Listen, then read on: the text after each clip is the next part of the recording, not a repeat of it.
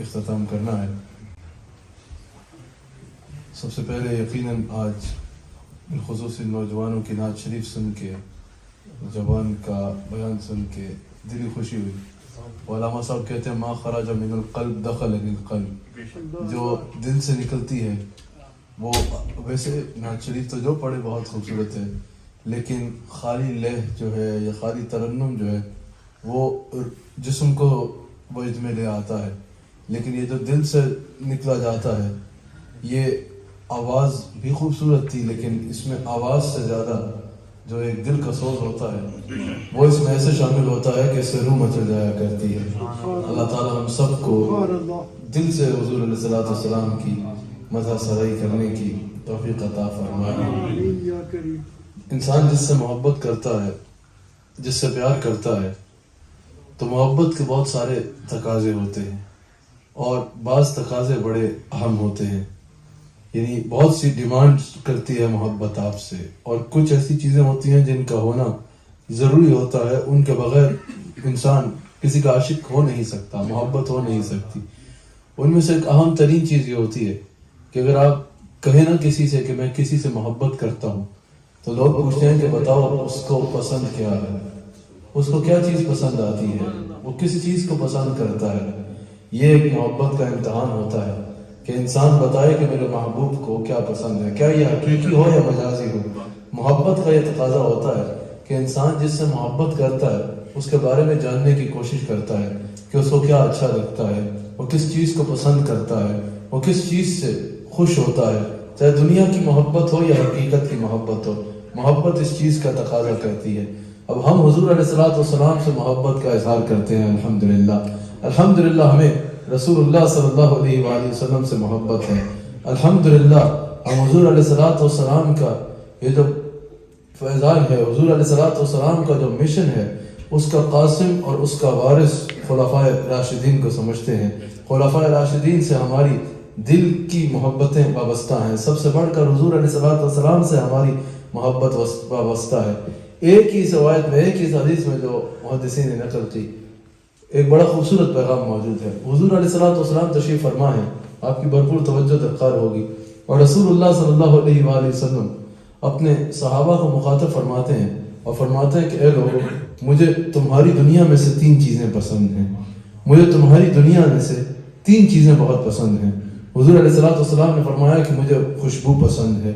اب اس خوشبو سے مراد محدثین نے جہاں یہ خوشبو لیا ہے کہ انسان پاک ہو، خوشبو لگا کے رکھے، مسجد میں جائے تو خوشبودار ہو کے جائے، وہی کردار کی خوشبو بھی مراد لیا ہے. کیونکہ بخاری میں حدیث موجود ہے، حضور علیہ الصلوۃ والسلام نے فرمایا کہ جو اچھی صحبت ہے نا، اچھی صحبت میں بیٹھنا ایسے ہے جیسے خوشبو بیچنے والے کے پاس بیٹھنا. اور بخاری میں موجود ہے، آقا علیہ الصلوۃ والسلام نے فرمایا کہ بری صحبت والے کے ساتھ بیٹھنا ایسے ہے جیسے آگ کی بھٹی پھونکنے والے کے پاس بیٹھنا. محدثین نے اس پر تبصرہ کرتے ہوئے کہا کہ حضور نے فرمایا کہ اگر کوئی تم خوشبو بیچنے والے کے پاس بیٹھو گے نا، تو اگر وہ تمہیں خوشبو نہ بھی دے تو خالی اس کے پاس بیٹھنے سے خوشبو تمہارے کپڑوں میں سے آنا شروع ہو جائے گی. اور اگر تم آگ کی بھٹی کے پھونکنے والے کے پاس بیٹھو گے، اگر وہ تمہارے کپڑوں کو جلائے نہیں بھی تو اس کے جلنے کی جو بو ہے وہ تمہارے لباس میں سے آنا شروع ہو جائے گی. اسی طرح کہا کہ اگر تم اللہ والوں کی صحبت میں سے بیٹھو گے تو ان کے کردار کی خوشبو تمہارے کردار میں آ جائے گی. یہ دیکھیں نا، یہ نوجوان ہیں، سارے بیٹھے ہیں، سب کے چہروں پہ داڑھی سجی ہے، سب کے چہروں پہ نور ہے، سب کے چہروں پہ سروں پہ جو ہے وہ زلفیں ہیں، سب کے کردار واضح ہیں. ایک بچہ بھی کھڑے ہو کے کہہ رہا ہے کہ اسلام حسن اخلاق کا درس دیتا ہے، اسلام محبت کا درس دیتا ہے، اسلام امن کا درس دیتا ہے. کہا کہ اگر اللہ والے کے پاس بیٹھو گے تو اس کے کردار کی خوشبو تمہارے کردار سے آئے گی.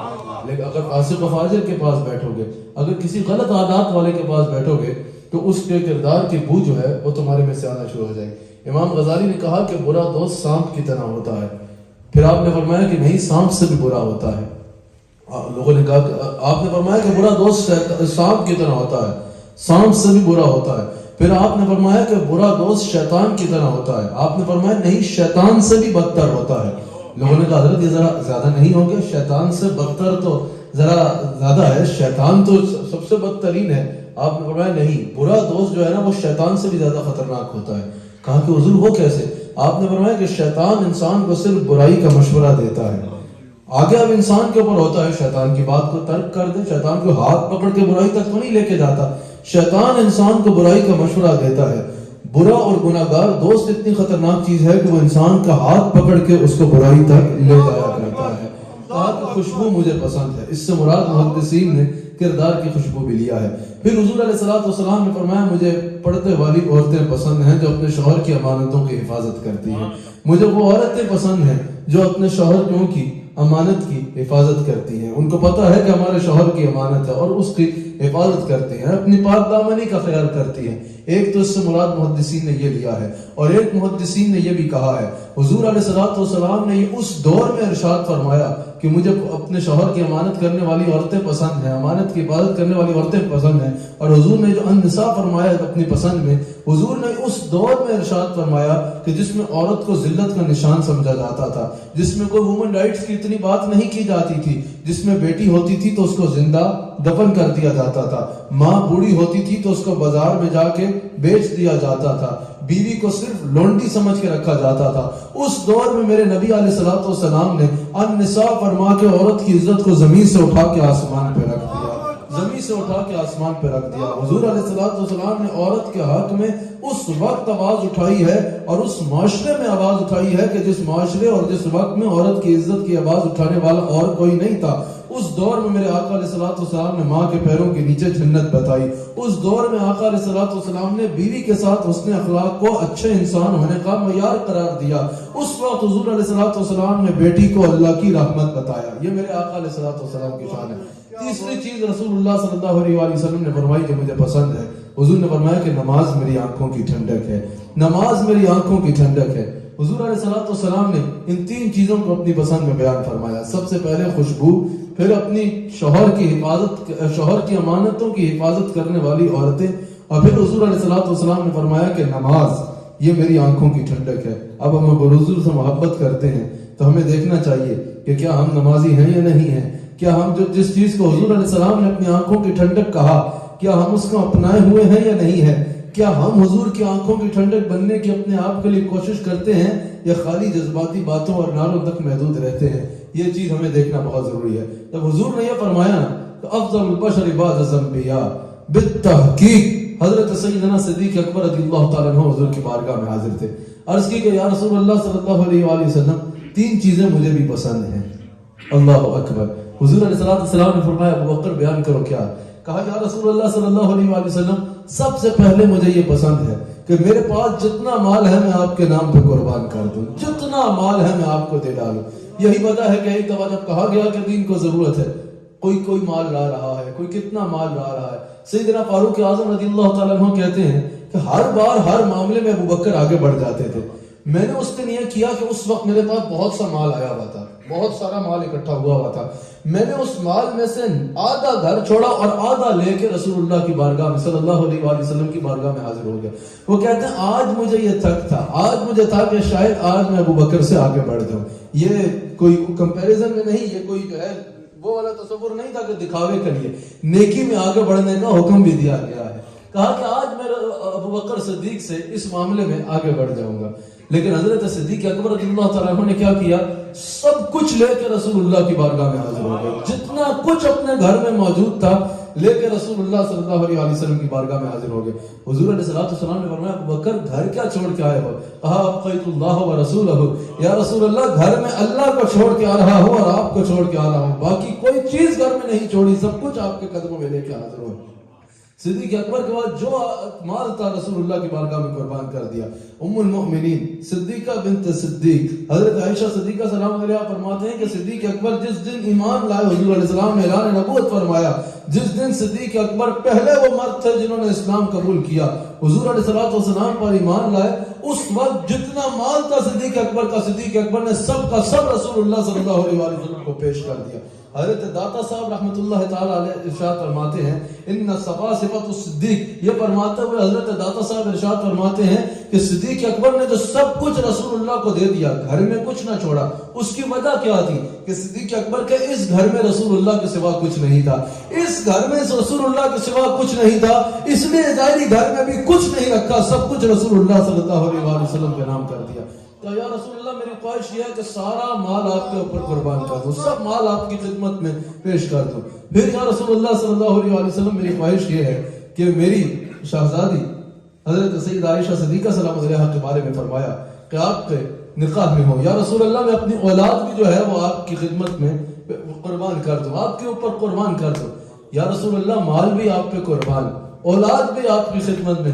پھر یا رسول اللہ ایک چیز اپنے لیے چاہیے، پہلی چیز بھی یہ کہ مال آپ پہ قربان، سارا مال آپ کی خدمت میں پیش کر دوں۔ دوسری چیز یہ کہ یا رسول اللہ صلی اللہ علیہ وسلم میری اولاد بھی۔ تیسری چیز کہی کہ یا رسول اللہ اپنے لیے چاہیے، وہ کیا ہے؟ تیسری چیز جو مانگی نا وہ اپنے لیے ہے، ترتیب میں یہ پہلی ہے، تیسری چیز اپنے لیے ہے۔ یا رسول اللہ النظر الی وجہک یا رسول اللہ، اپنے لیے چاہیے تو یہ چاہیے یا رسول اللہ سب کچھ آپ کو دے دوں، میرے پاس رہے تو ایک چیز ہو، آپ کا چہرہ ہو اور میں آپ کے چہرے کو تکتا رہوں، آپ کا چہرہ ہو اور میں آپ کے چہرے کو تکتا رہوں۔ صدیق اکبر کی خواہش تو دیکھو، سب کچھ آپ پہ قربان کر دوں، میرے پاس رہے تو یہ رہے النظر الی وجہک یا رسول اللہ، یا رسول اللہ میری نگاہیں ہوں اور وہ آپ کے چہرہ اقدس کا طواف کرتی رہے۔ حضور علیہ السلام ہجرت کی رات چھپ کے نہیں نکلے تھے مکہ پاک سے، جب مکہ مکرمہ میں اتنے لوگ دروازے پہ حملہ کرنے کھڑے ہیں ادھر سے چھپ کے نہیں نکلے تو غار ثور میں جا کے کیا چھپنے کی ضرورت تھی؟ نہیں۔ حضور علیہ السلام غار ثور میں اگر جا کے 3 دن اور 3 راتیں قیام فرمایا، اگر چھپنا ہوتا تو مکہ سے جب سینہ تان کے نکلے وہ لوگ دیکھ ہی نہ پائے، تو غار ثور میں جا کے رکنے کی کیا ضرورت تھی؟ میرا وجدان یہ کہتا ہے، حضور علیہ السلام نے فرمایا ابو بکر تمہاری خواہش تھی نا کچھ نہ ہو، میرا چہرہ ہو تمہاری آنکھ ہو، لو 3 دن اور 3 راتیں اور کچھ نہیں ہے، جتنے دیدار کے جلوے دیکھنا چاہتے ہو۔ حضرت میرے نبی علیہ السلام نے ایک نظر چاند کو دیکھ کے چاند کو 2 ٹکڑے کیا تھا، ایک نظر سورج پہ ڈال کے اس کو موڑ لیا تھا، ایک نظر پتھروں پہ ڈال کے ان سے کلمہ پڑھا لیا تھا، ایک نظر اگر کسی ناپاک کو بھی دیکھا تو اس کو پاک بلکہ طیب کا مطہر کر ڈالا۔ تو جس نبی علیہ السلام نے 3 دن اور 3 راتیں مستقل ابو بکر کو دیکھا اس کا عالم کیا ہوا۔ النظر الی وجہک یا رسول اللہ صلی اللہ علیہ وآلہ وسلم، یا رسول اللہ اور کچھ بھی نہ ہو، صرف آپ کا چہرہ اور ابو بکر آپ کو تکتا رہے۔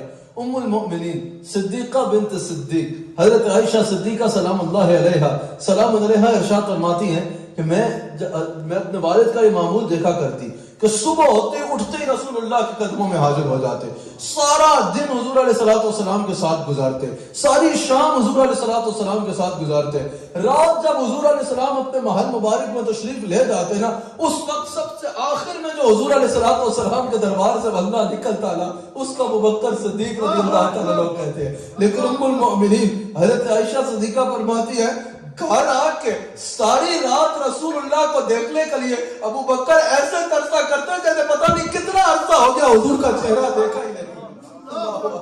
اللہ اکبر اللہ اکبر کہا کہ سارا وقت حضور علیہ السلام کے ساتھ رہتے، ساری صبح رسول اللہ کے ساتھ، دوپہر رسول اللہ کے ساتھ، شام رسول اللہ کے ساتھ، رات کو جب سیدنا صدیق اکبر گھر آتے تو حضور علیہ السلام کی یاد میں ایسے ترسا کرتے جیسے عرصے سے حضور سے ملاقات نہیں ہوئی۔ اللہ اکبر اللہ اکبر النظر الی وجہک یا رسول اللہ، یا رسول اللہ تیسری چیز اپنے لیے یہ چاہیے کہ آپ کا چہرہ اقدس ہو اور میں آپ کو تکتا رہوں، آپ کی زیارت کرتا رہوں۔